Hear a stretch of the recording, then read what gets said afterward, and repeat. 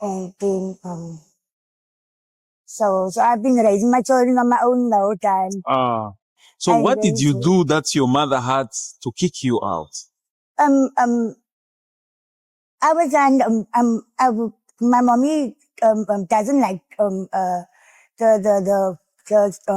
alcohol, clubbing The and drugs. disco and, no, not drugs, it's just alcohol that she doesn't approve of. And so that was my problem. And so You were drinking a lot and she didn't like it. partying, I go to Oh, discos, partying, okay.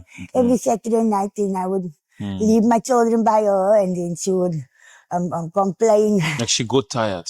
Yes. So if you have a chance to talk to your mother, Yes. what would you tell her?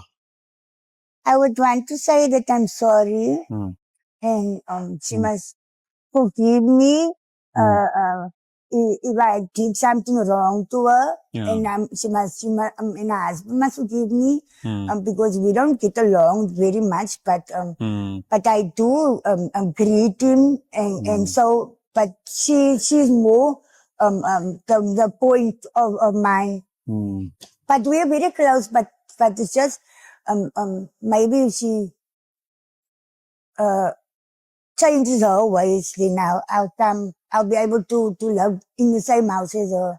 Because she also does bad things that I don't agree on, and then I have to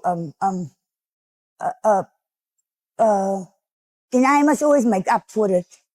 But it's always a little bit hard to stay with my mommy, but I would have liked to I can't stay outside without eating my mommy's food already, because it's not the same. You miss your mother the whole time for what she done for you. You think back, even if you pray in the night, it's no use. You have to speak to your mother to make you feel better.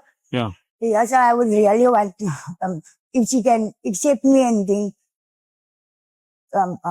And give you a second chance, maybe. she must give me a second chance. Yes. Okay.